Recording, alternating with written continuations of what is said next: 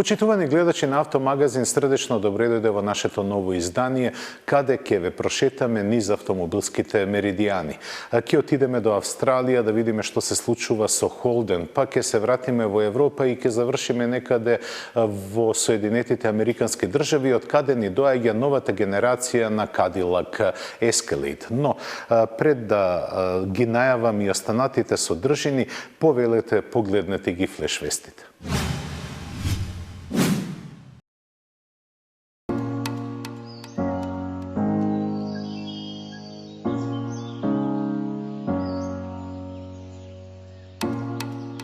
Првобитно најавена за април, Volkswagen ја одложи премиерата на кросоверскиот ID4 за јуни, без објаснување зошто е направено тоа. Поместувањето од само 2 месеца чуди, посебно што германскиот гигант сериозно се подготвува за престојната електрификација во која ID4 ќе има значајна улога. Тој за разлика од хеджбекот ID3 ќе биде пласиран на американскиот пазар, за што веќе се подготвува негово производство таму. Овој компактен кросовер како маскиран прототип веќе беше покажан лани есента на салонот на автомобилите во Франкфурт. Како концепт, предходно го видоа и кинезите, каде исто така ќе се произведува. Ќе биде базиран на ID Cross со добар дел од компонентите наследени од ID3. Се очекува топ изведбата да има електромотори на двете оски, напред со 100, а назад со 200 коњски сили. Од порано познатите информации се проектира да има автономија од околу 500 км. Цените до сега не се споменуваат.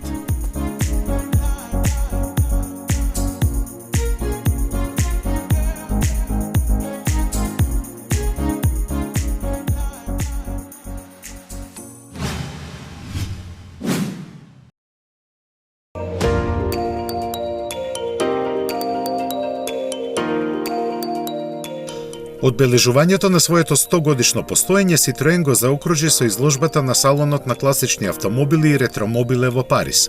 Токму од таму стигна и провокативната вест дека во 2022 година возила од оваа марка повторно ќе тргнат во освојување на Сахара.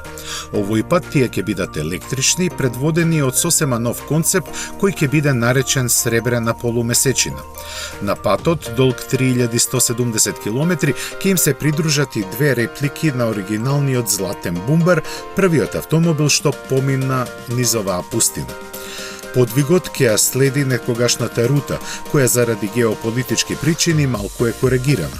Стартот е во Тугурт, во Алжир, каде во чест на експедицијата во 1922 година на Citroen му е подигнат споменик. На целта во градот Тимбукту во Мали ќе се пристигне после 21 ден патување, на кое како и некогаш технологијата треба да ја победи суровоста на пустината.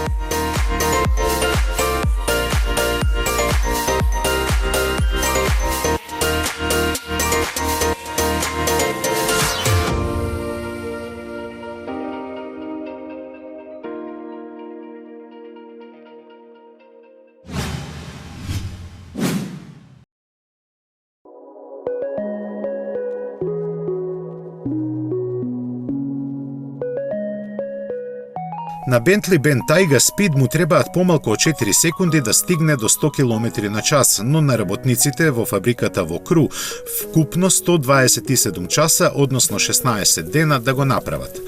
Обработката на дрво за внатрешноста трае 10 часа, а кожата 8. Таа се сече ласерски, но се шие рачно.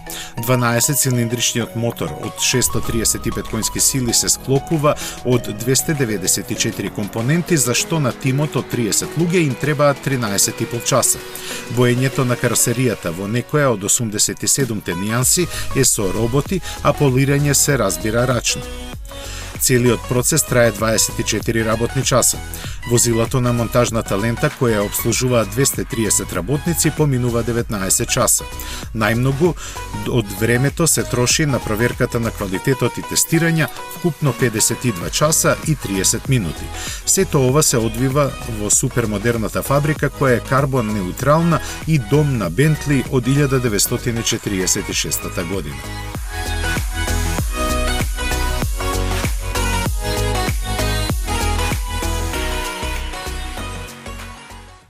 Австралискиот Холден долги децении е под капата на General Motors, но овој американски гигант угаси 5 бренда во последните 10 години. Дали истата судбина ќе ја доживее Холден, проценете сами од нашиот следен прилог.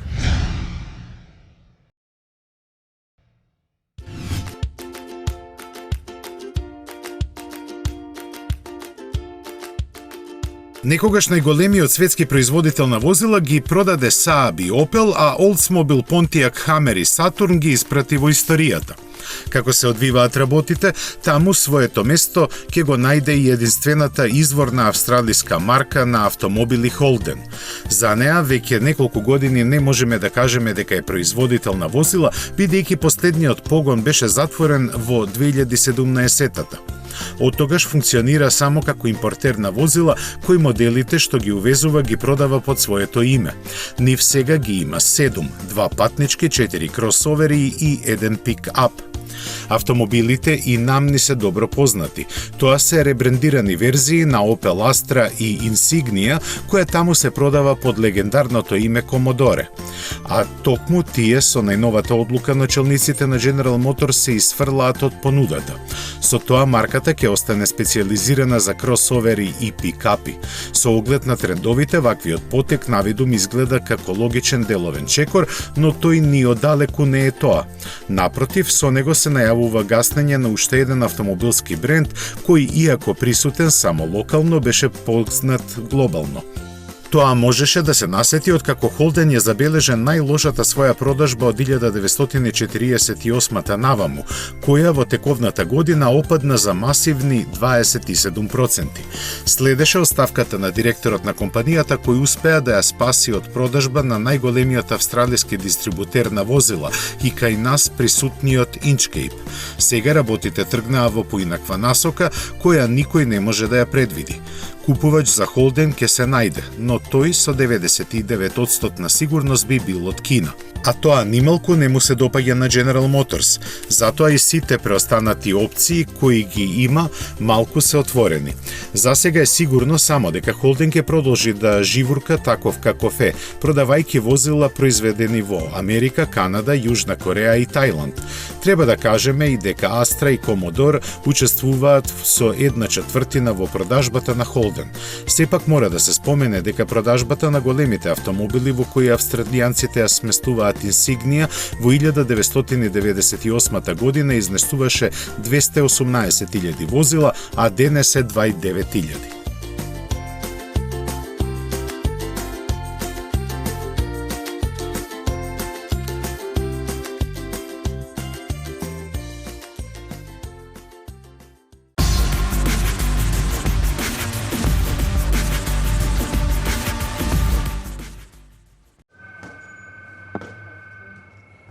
Спремен си? Еј, не! Документите се уништени, а немам веќе време. Имам копии дома. Ќе ми дадеш својата кола да одам по нив? Океј. Спремни да го пробате Peugeot 308 со стайл ниво на опременост и 1.2 PureTech мотор со 110 коњски сили. Сега во понуда за 15.990 евра.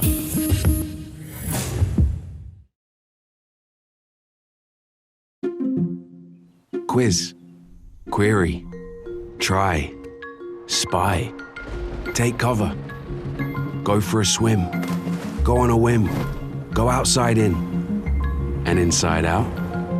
Look once, look twice. Follow a compass, not a clock. Never stop discovering.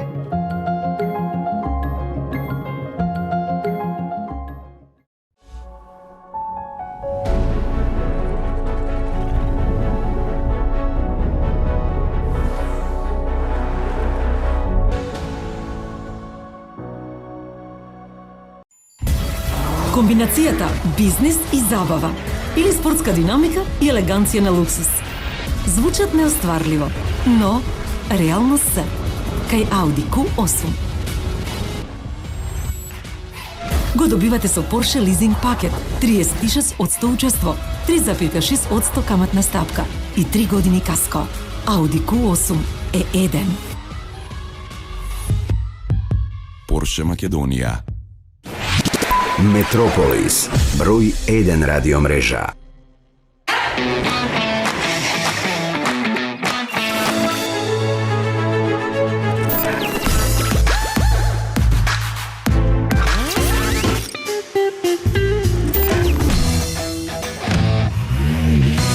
Едноставно до нов автомобил.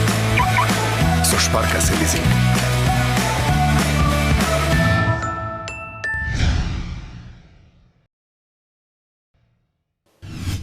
Escalade припаѓа во групата на најголемите спортско корисни возила кои се продаваат на светскиот пазар. Но и англичаните не остануваат покуси со големината на Range Rover.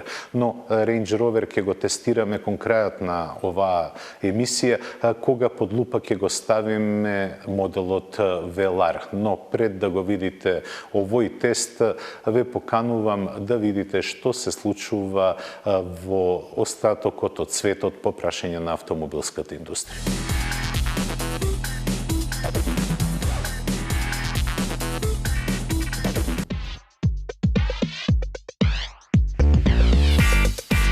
Само еден поглед на новата генерација на Escalade е доволна да му се прости на Cadillac што толку долго ја најавуваше. Како символ на луксузот на американскиот начин, овој голем теренец сега е уште поголем. Доколку што е тешко да се најдат вистинските зборови, заради што е подобро да се опише со бројки. А тие велат дека е долг 5,4 метри, широк 2 метри и 5 сантиметри и висок 1,95 м. Со меѓуоскино растојание поголемо од 3 метри, овие габарити обезбедуваат раскош за патниците распоредени на 3 реда седишта. Ако пак патуваат само двајца, тогаш на располагање им е простор за багаж поголем од 3 кубни метри. Но бидејќи во Америка има и такви на кои сето ова им е малку, Cadillac нуди верзија на Escalade продолжена за 38 сантиметри. Што и да се избере, ќе се добијат едно чудо технологии произведени од закривениот OLED дисплеј од дури 38 инчи. Поделен на 3 дела, тој ги заменува централниот дисплеј и инструмент таблата, од чија лева страна се наоѓа екран за информации за возачот. И патниците на задните седишта имаат своји екрани, а за комплетно задоволство ќе се грижи и премиум аудио системот со стандардни 19 или опционални 36 звучници. Продолжувајќи понатаму се стигнува до бројките 9 и 22. Првата е колку камери има, а втората колку инчи е диаметерот на тркалата. За нивни погон ќе се грижат 6,2 литарски V8 бензинец и 3 литарски дизел, првиот со 420, а вториот со 277 коњски сили. 10-степената автоматика се подразбира, но не и погонот на сите тркала кој е опционален. Дизајнот нема да го коментираме бидејќи што и ќе кажеме ќе сгрешиме. Тоа ќе им го препуштиме на купувачите на овој full-size теренец, чија продажба ќе започне при крајот на годинава. Од Cadillac велат дека цената нема да биде многу поголема од сегашните $76,000.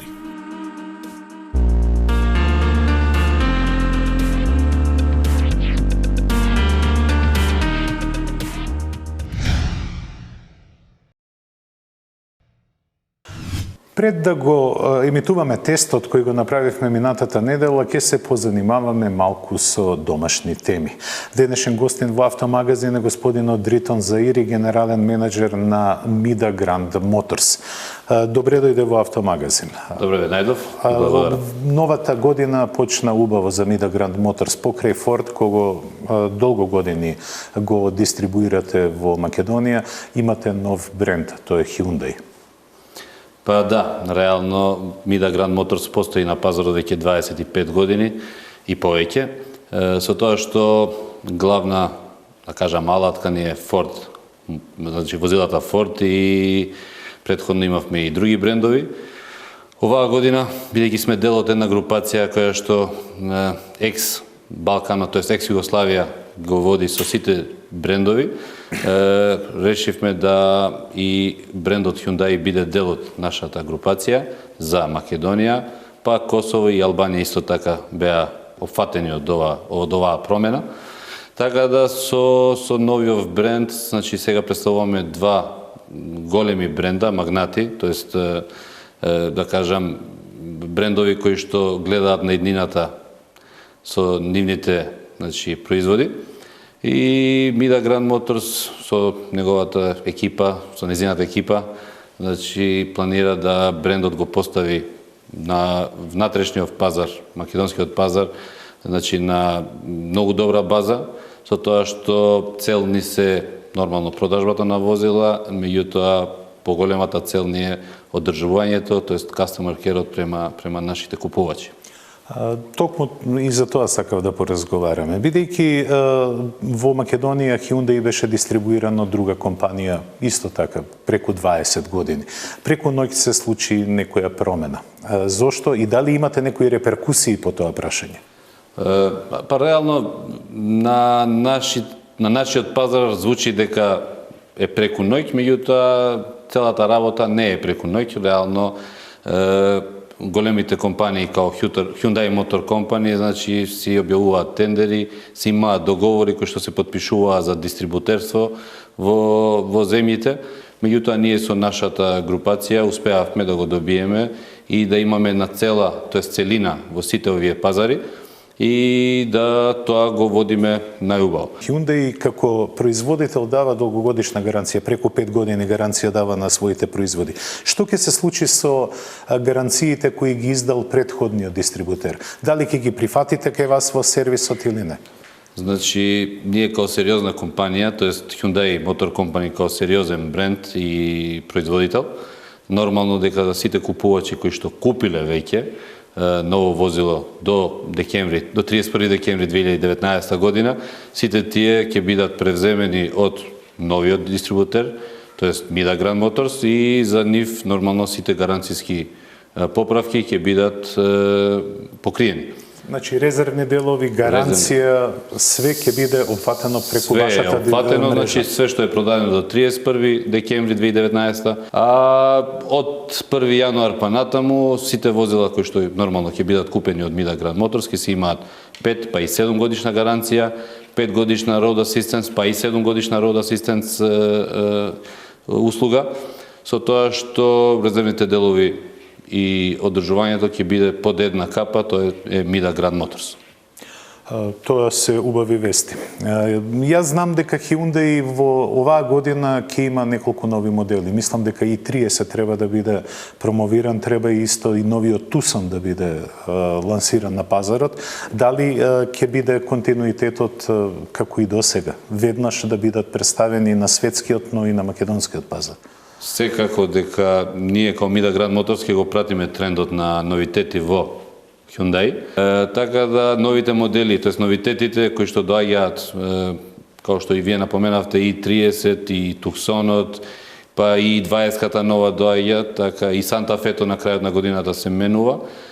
Сите тие ќе бидеме, значи, во можност да стварно најбрзо ги донесеме на пазарот и ги представиме пред нашите клиенти. Господине Заири, во нашиот разговор малце на страна го ставивме Ford. Што со Ford? Планираме да брендот Ford понатаму го развиваме, бидејќи гледаме дека Ford исто така на глобално ниво се развива, има големи планови во 2020-та, значи и понатаму со електрификација и други, значи, новитети, па со тоа, значи, ние сме приморани да го следиме тој тренд. И Ford као Ford знаеме што представува и ние сме горди на тој бренд со тоа што во продажбата секогаш сме најпрофесионални, меѓутоа во after sales-от, тоест одржувањето на возилата сме, да ќе кажам, врвни. Јас ви благодарам на времето што го одвоивте, ви посакувам успешна понатамошна работа во Mida Grand Motors со двата бренда. А ние продолжуваме со Автомагазин. Како што ветивме, го емитуваме тестот кој го подготвивме за вас. Останете со нас, бидејќи следува интересно возило.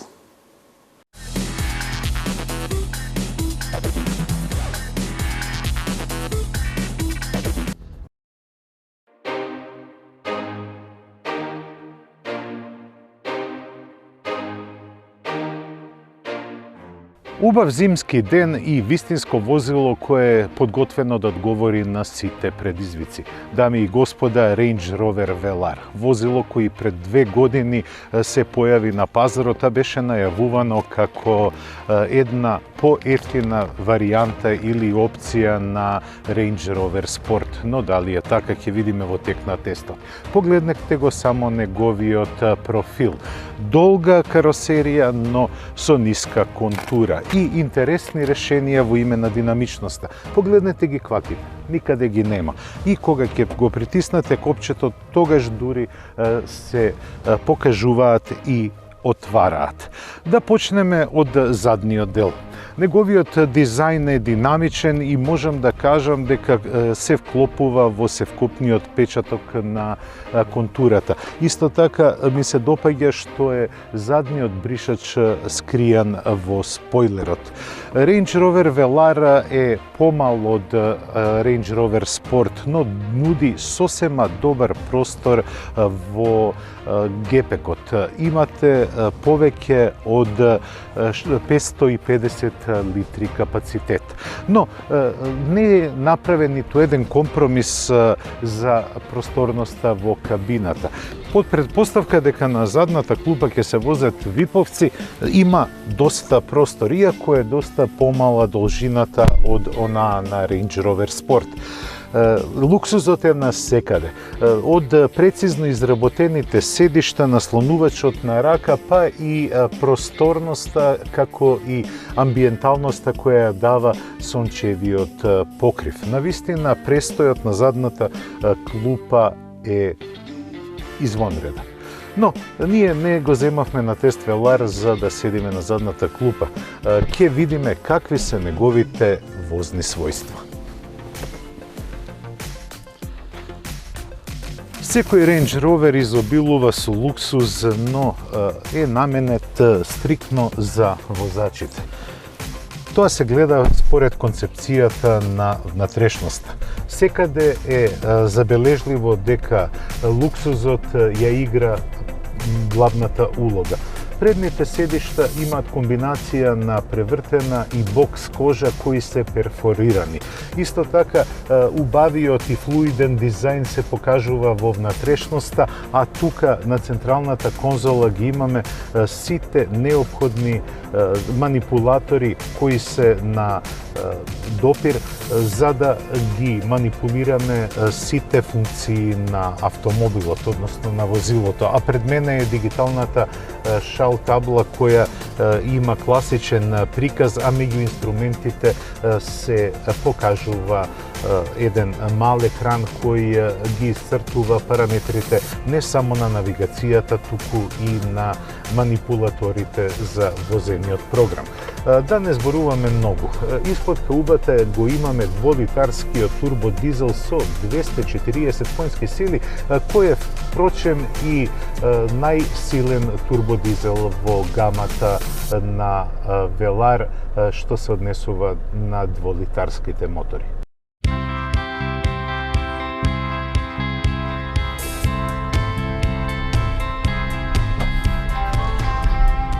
А возењето го започнуваме во крајно предизвикувачки услови, затоа што сиот пат предпоставувам дека и до крајот на возењето е окован од мраз. Но вие услови по илјадити пат ги изненадуваат надлежните и нормално дека патот на средноводно во потегот од средноводно до Пантелеймон не е исчистен. Не знам во чија надлежност е овој пат, но срамота е да биде во оваа состојба. Видете дека е прекриен со дебел слој мраз, а не е дека нема возила кои се сообраќаат. Инаку, јас имам M+S гуми и треба да бидам извонредно внимателен, бидејќи ја проверував, слушате, ја проверував подлогата, таа е замрзната и не може многу електрониката да ми помогне ако немам гуми со клинци. Веднаш го ставам модусот на возење снег и продолжувам. имам едно чисто парче и можам веднаш да дадам газ колку што сакам. Како што реков, испод хаубата е 2-литарски турбодизел кој испорачува 240 конски сили. Јас можам да ви раскажам за моите впечатоци кои ги имав доле во градот и на обиколницата околу Скопје, кои не беа прекриени со мраз. А тоа е дека моторот е извонредно агилен и ги најавува своите 240 коњи. Затоа што неговиот звук е продорен и сонорен, но тие 240 коњи се слушаат во кабината. Инаку вака, при мирно возење не може никој да најде никакви забелешки, па дури и кога возите со умерено темпо на автопат, тогаш во внатрешноста владее добра тишина. Но, управувачот му е димензиониран токму онака како што треба да биде, бидејќи кај Range Rover ништо не е оставено на играта на случајот. Удобноста, панорамата на возачот која има над инструментите, но и патот е извонредна. И секогаш ве потсетува дека се наоѓате во возило со сина крв, со аристократска крв. Инаку, престојот во кабината е господски. Седиштата се скроени да ве прифатат токму онака како што очекувате, а целиот амбиент е светол и весел, па престојот во внатрешноста е повеќе од убав. Како да неќете да излезете од внатрешноста на Велар. Инаку технолошки Велар е близнак со F-Pace, Jaguar F-Pace. Мене ме чуди конципираноста на опременоста на овој Велар. Тој чини 113.000 евра. Но, внимавајте, нема грејење на седиштата иако се кожени, нема грејење на воланот, нема head-up дисплеј и сега да не испаднам голем манџија. Но чудна ми е спецификацијата на опременоста. Идејата на Велар беше да биде пристапен Range Rover, позициониран над и во кно под Range Rover Sport. Тоа е постигнато. Со својата цена Range Rover Velar е приближен, ако не и залепен до Range Rover Sport.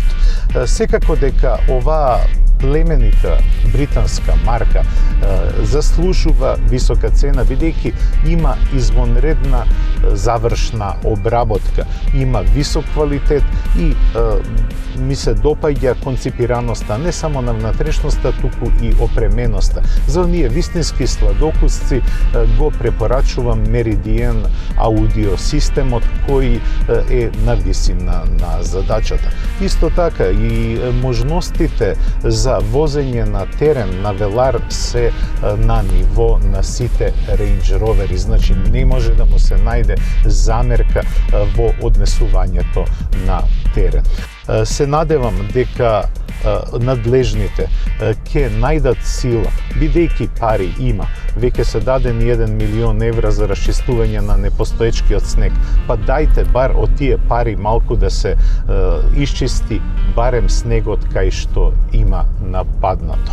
Но тоа го апелирам како граѓанин, а не со некоја политичка агенда. Бидејќи вие сте избрани да ни го олеснете, а не да ви го отежнувате животот на нас, граѓаните. Јас се извинувам ако малку излегов вон темите на автомобилизмот, но и јас сум граѓанин како и сите вие и не сум имун на овие неправди што не се случуваат. Но ќе се вратам на Велар. Ова е возило кое ги задоволува и највисоките норми на оние вистински сладокусци на спортско корисните, односно да се коригирам на теренските возила. Тоа беше се што подготвивме за ова издание на Автомагазин. Срдечен поздрав и се гледаме за 7 дена.